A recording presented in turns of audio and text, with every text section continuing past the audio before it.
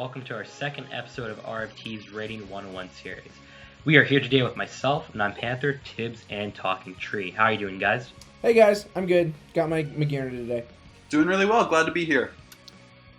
Alright, in today's episode, we will break down and analyze common mistakes that new raiders make when trying to rate teams on Pokemon Showdown. Today's video will serve to look at these mistakes, explain what makes the mistakes, and provide advice for identifying and therefore avoiding these mistakes in the future. And we will do this by using some examples from our direct experience as Room Off. The first mistake that prospective raiders make is giving advice in an extremely rude way. While constructive criticism is always helpful, making rude comments like, "Your team is bad, go back to Digimon, just scrap this team, it's terrible, you won't win any games with this," only serves to make the raidee get defensive. Remember that people seeking advice often put a lot of time and care into creating their team. If the raidee gets defensive, they're going to be less likely to listen to your follow-up comments. So you need to approach them differently. Instead of immediately calling the team bad or unviable, maybe say something positive, even if it's brief, but before you go into criticism. For example, if someone posts a team with 6 evolutions asking for an OU rate, instead of immediately saying, "Don't use this in OU, scrap that team," say something like, "Hey man, that's a cool team. I like how you used an underappreciated Pokemon. However, that Pokemon's not viable in the tier, meaning that a whole team of them is also not viable. Maybe you should check out some OU resources for more assistance." That way, you're not only helping, but also preventing anyone's feelings from being unnecessarily hurt. By blanking your criticism with something positive, the raidee will be much more likely to accept your advice. In addition, by linking various tier resources, you're actually helping them instead of just hurting their feelings and making them feel bad about themselves, which means that in the future they'll be more likely to ask for advice in the room. Imagine if you're new and you posted an unviable team, and someone just told you that it was bad without actually helping you in any shape or form. Why would you ever want to come back to the room and ask for advice in the future? Our second point is similar to this, but involves the way you should handle a newbie, especially one which is very insistent that their team is good and viable. A lot of users who post teams are new and unsure whether or not their team is viable, so you do see a lot of unviable teams posted in the RMT room. Never under any circumstances should you call out people who post those teams. If you do, you're going to get a harsh response from the Room Off online. Something we see a lot. Somebody who's new posts a team that is clearly unviable, and they claim they're going to do really well with it, and then they ask for a rate. And what happens a lot of times is another user is going to question their success by insulting a component of their team. And more importantly, insulting that person and their judgment. If someone posted a team of 6 Bastiodons and claimed to win an OU tournament with it and then asked for a rate, there's 2 different ways you can handle that situation. The first approach, which we definitely want to discourage, would be to insult the user for using a Bastiodon, call them bad and a liar, and mock them openly in the chat. This will only create an argument and will derail the chat, and if you do this, expect to get disciplined by the Room Off online. The second, in this case correct approach, would be to tell the person that their team is not viable, link them to appropriate resources, and send a link to the competitive tutoring room for more assistance. If the newbie keeps insisting of the high quality of their team, contact a Room Off online. The new player will be a whole lot more likely to listen to an off user's criticisms. You could also opt to help them privately in PMs if you have the time. Our next point involves rating quality. You can be the nicest, most considerate, most active member in the room, but if you don't know how to rate properly, then you're doing more harm than good when you try to help.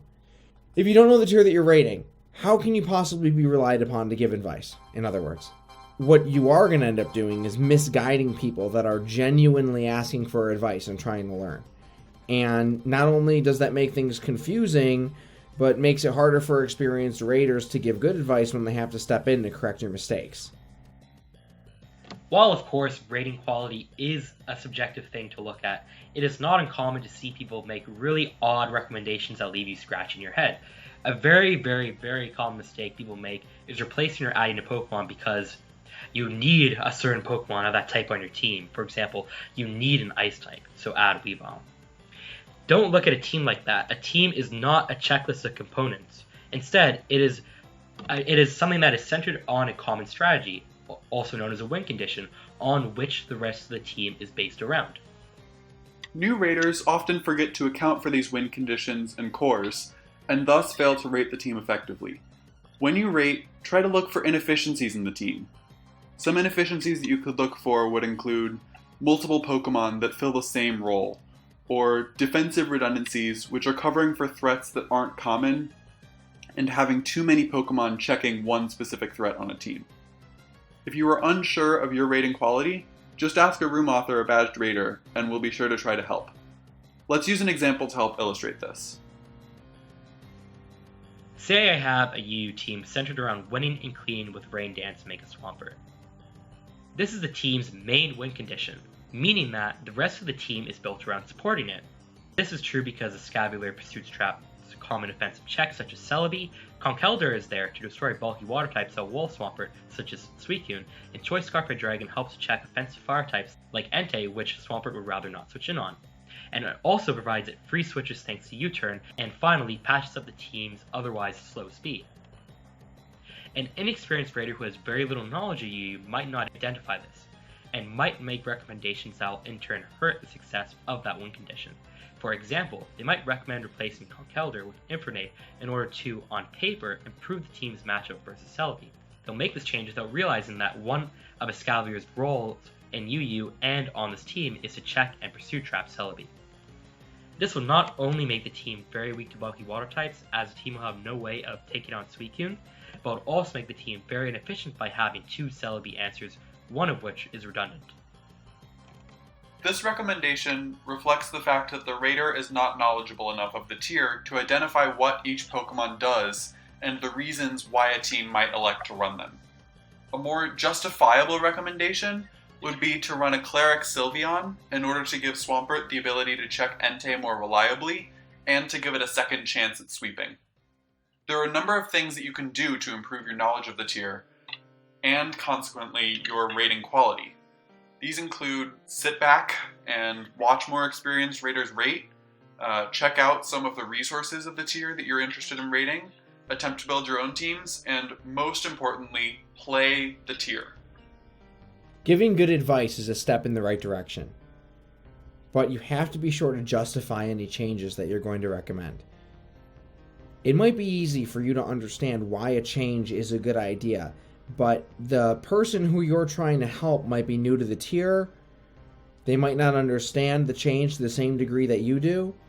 So, for that reason, it's absolutely imperative that you clearly and concisely explain why you're recommending the changes that you are. An explanation should include a number of things in order to be effective. You need to explain what Pokemon or set should change completely. So you need to include the EVs, natures, moves, item, how that change supports and benefits the team's win condition, and also what the opportunity cost of running that set is, and how to counterplay against any weaknesses that change actually adds to the team. Let's again use an example. I have an Oras OU team centered around a common core of Mega Charizard Y and Choice Banded Tyranitar with the idea of pursuit trapping Zard Y answers with Tyranitar to weaken defensive cores to the point where Choice Scarf Landorus T can clean. A good change in this case would be replacing Breloom on this team, due to the fact that this team already has checks to Excadrill and Megalopony in the form of Landorus T and Clefable respectively, so Breloom's role is thus eclipsed by the rest of the team. In addition, Breloom makes the team extremely vulnerable to Will-O-Wisp plus bulk up Talonflame, Tornadus T, and Mega Pinsir. So, a good change in this case would be replacing Breloom with Rotom Wash. Now that we've made our change, it's time for us to get into a proper explanation.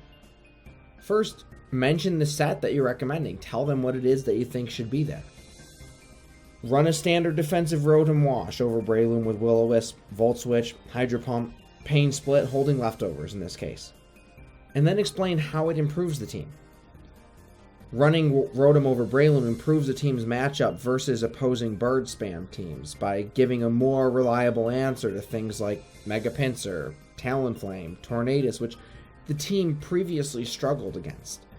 On top of that, it provides momentum support with Volt Switch, and that helps Mega Charizard Y even more because it allows Charizard to switch in. Lastly, you need to explain the opportunity cost of making the change and how to work with the added weaknesses. In this case, you have to keep in mind that with Breloom gone, Bisharp is bigger of an issue due to the fact that you no longer have a way to easily revenge kill it.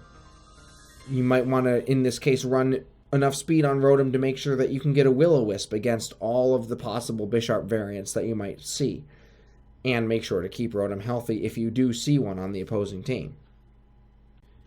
The next point that we want to discuss is an issue that all of us face, even experienced raters, people who have been here for a long time, and that's rating subjectively. What we mean by that is a lot of times when we rate, we let our own personal preferences and biases dictate the changes that we make, regardless of how effective that particular change is in terms of the team that we're talking about. This can be very hard to catch because personal biases are often subconscious, and it also makes us make recommendations that cater towards our own personal preferences. It is, as a result, very useful to ask experienced raters, either a badge rater on the forums or a room auth in the RMT room for feedback in this regard. Personal biases can be in the form of changing the team to a certain playstyle that you're more familiar with. For example, if someone asks for a rate and they post a stall team, and you're more used to running balanced teams, you might subconsciously change the team in such a way that the final product is closer to a balanced team rather than a stall team. Other forms of biases include changing Pokemon to one that you have more success using. For example, if I like using Keldeo, I might be more inclined to add Keldeo to someone's team, regardless of how well it actually fits on that team. Our last point is mostly relevant to the Ratee, specifically how you should respond if you disagree with the advice posted. You can always get argumentative or throw a tantrum because your precious team is being criticized, but that will only make people less inclined to help you in the future. Asking questions is always fine, of course, but disagreeing and asking a million questions per change just floods the chat and is annoying for whoever's giving you advice. If you disagree with the rate or question the quality of it, then feel free to PM a staff member for another rate. If you are rating a team and run into someone who's getting argumentative, do not become confrontational. Rather, promptly finish the rate and end the conversation. Saying something like, "Alright, well I strongly recommend these changes, it's your team at the end of the day, so do as you wish." Saying something like that will de-escalate the conflict and will therefore prevent the chat from becoming a back and forth between these two people. That concludes our rating guide and rating mistakes video for rating on Pokemon Showdown. Remember to subscribe to both the Smogon YouTube channel and the official RMT channel. If you enjoyed the video, a like would be greatly appreciated. If you have any questions, suggestions, or feedback, leave a comment below or email us at rmtcast@gmail.com. Thank you, Tibbz and Talkingtree, for joining me today. Yeah, this was a lot of fun. I'm glad that I could help out. I think it's a super important video to have around. Yeah, no problem. I love doing on this. If you guys have anything you want us to talk about, send us an email, leave it in the comments, and we will put that on our schedule for our next video. Maybe. And thank you to everyone who watches it. Have a very, very good day.